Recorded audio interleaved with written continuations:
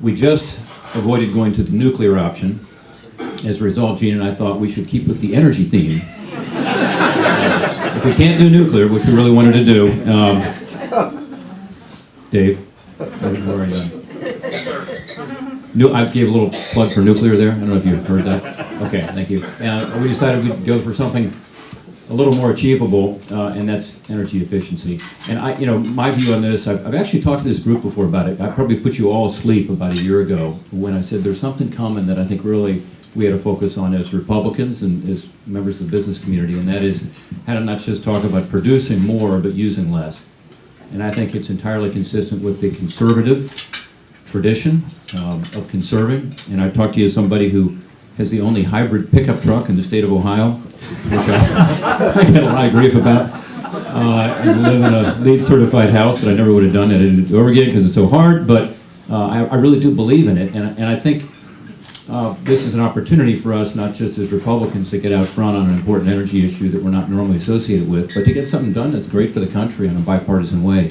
It could not be happening but for Jeanne Shaheen, because she has a strong background in this issue, having done this in the state of New Hampshire. But she also, while she served on the Energy Committee with me, now she's moved on to bigger and better things, but she started working on this issue when I arrived about 3 years ago. I partnered with her, and she was willing, frankly, to make some adjustments to an energy efficiency bill that she'd been working on, thinking about, and enable me to get more Republicans on board and to achieve something in the committee, which is very rare, and that is a bipartisan vote. Twice now we've gotten it through the Energy Committee, last Congress and this Congress. The vote this Congress was 19-3. All right, Steve? 19-3. That's not bad. Now, a few Republicans didn't show up, but we won't talk about that. No, actually, they all either were proxied or were there. And we're going to have some opposition from some Republicans who just believe that this is not something the federal government ought to be involved with. And I respect that. I disagree with it, because I do think it's an important leg to our energy strategy.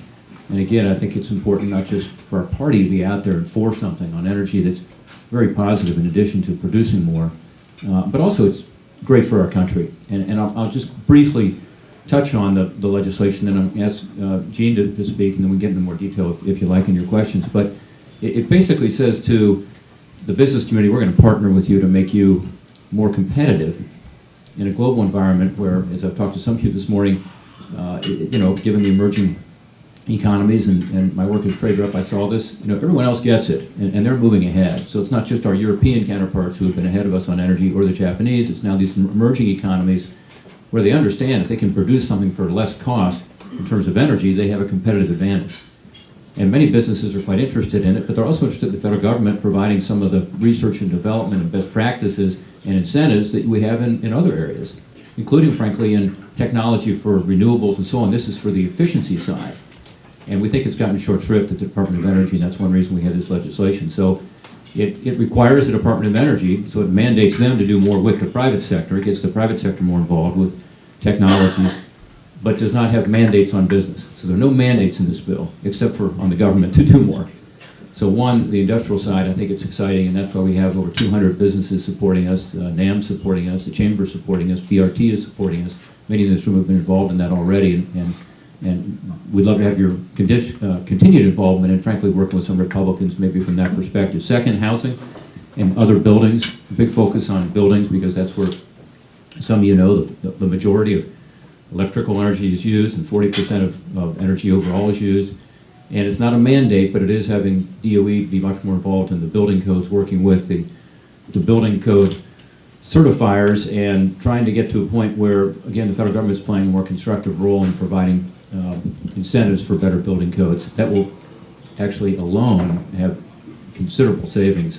They're saying that by the year 2030, this legislation could be the equivalent of taking 37 million homes off the grid. By 2025, I think we have saved enough energy to equal the energy use in the entire state of Oklahoma.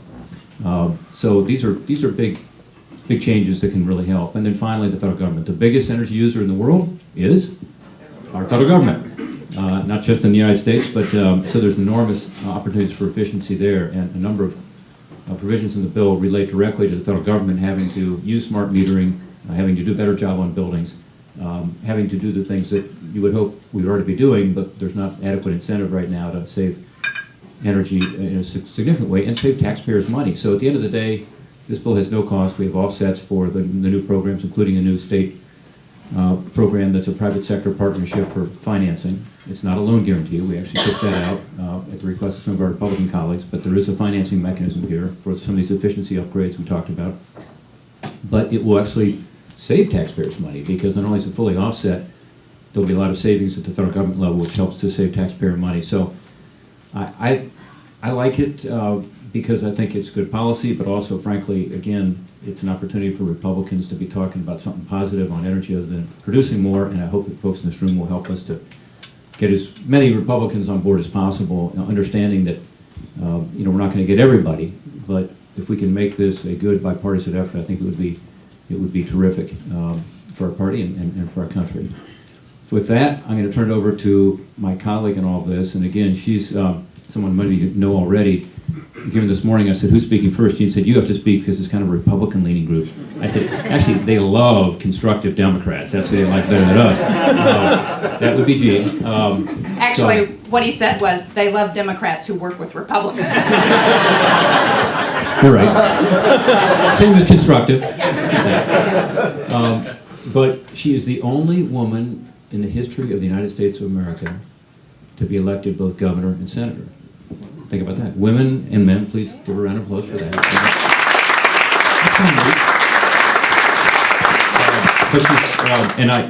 A lot of you can know her work in other areas. I would just say one thing, which is that she was willing, as I indicated earlier, to make some compromises on her side of the aisle. And we'll probably get a pretty good vote from Democrats, and we'll probably have a lot of amendments on the floor for Democrats who want to do more and more and more. And actually, we'll want to spend more money and maybe have some mandates and so on. And Jeanne's been willing to hold the line with the thought that this is important to be bipartisan, to not just get through the Senate, but also get through the House, where we have some interest, which you may want to talk about, and also get it signed by the President. So with that, Jeanne Shaheen.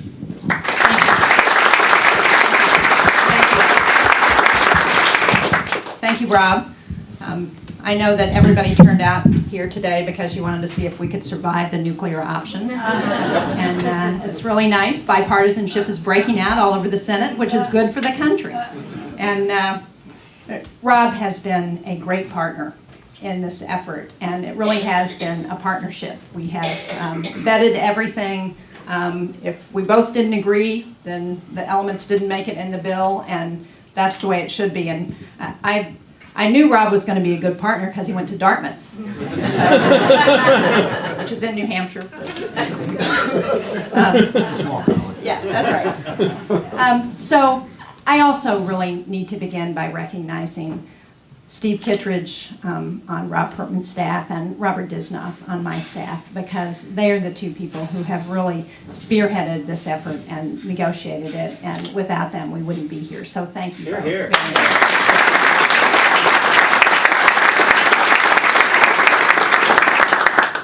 Rob talked a little bit about his own experience with energy efficiency, and I sort of came to the issue in the same way. Having lived through the Arab oil embargo in the early 70s, and my husband and I built our home in the middle of the Iranian oil crisis in 1979. And so we did a number of energy efficiency kinds of things in our home. We didn't have LEED certified buildings at the time, but we made it an envelope house and put in solar panels to heat our hot water, and a furnace that burns wood and oil and garbage if we needed to. And we've saved, as the result, thousands of dollars, tens of thousands of dollars over the years. And then when I became governor, I got really interested in the issue, because in New Hampshire, we're at the end of the pipeline for energy and electricity, and we appreciate NextEra's support for the nuclear power plant Seabrook in New Hampshire, but the reality is energy costs in New Hampshire and in New England are among the highest in the country. And so as I was looking at ways to address those high energy costs, obviously looking not just at the supply side, but at the demand side was really important. And energy efficiency is one of the ways we can address those high costs.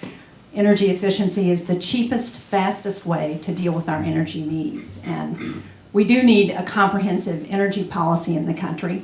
that not only supports existing sources of energy, fossil fuels, but also looks at alternatives and looks at energy efficiency. So that's what this bill would really do. It would put in place a comprehensive energy efficiency strategy for the country. One of the things I have tried to do in New Hampshire is to go around and talk to some of the business owners who are making efficiency changes to stay competitive. And one of the places, I just recently visited one of those, and I always talk about the place I've been to the last, but I picked up this little item when I was there. Does anybody know what this is? I'm not going to tell you what the plant was because that'll give it away. This is a bottle. It would be blown into either a 16-ounce or a 20-ounce ginger ale or Sprite bottle.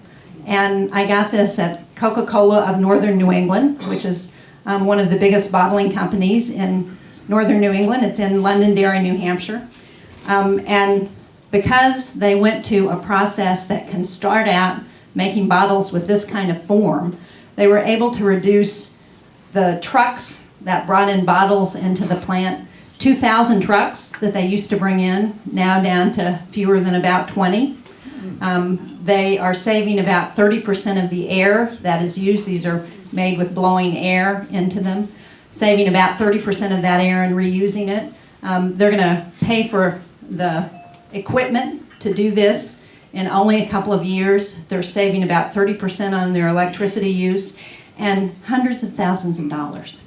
And this is allowing them to stay competitive. Energy efficiency across this country is helping our businesses stay competitive. And that's one of the reasons I think we've got to have a strategy that does more to encourage energy efficiency. Rob talked a little bit about what's in the bill, so I'm not going to do that. But we got good news yesterday, and that is Harry Reid gave me assurances, and he said I can make it public, that we're going to go to the bill the last week before we go out for August break.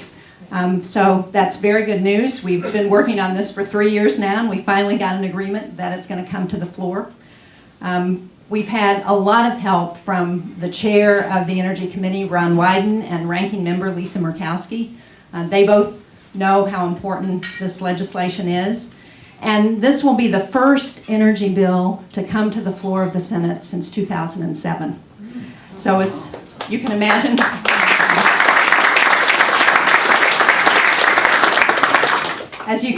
there's a lot of pent-up demand to look at amendments on other energy issues to go on the bill. So one of the things we're doing is working hard to try and get some agreement on what amendments people can agree to. We have about a dozen that have bipartisan sponsors that we think are relevant to the bill that we can hopefully get some agreement on. And then we're going to have an open amendment process. We don't know how many amendments we're going to be able to agree to yet, but Senator Reid has said he's committed to that.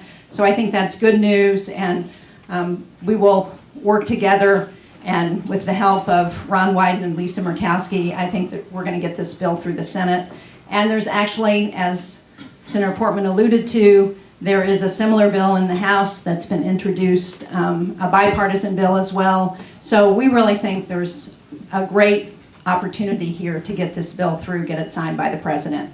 And your help in doing that will be really important, because I think it's important for all of the senators and all of the House members to hear that this is a bill that has bipartisan support, not just in the House and Senate, but across this country. So again, thank you very much for inviting me and for being such a great audience.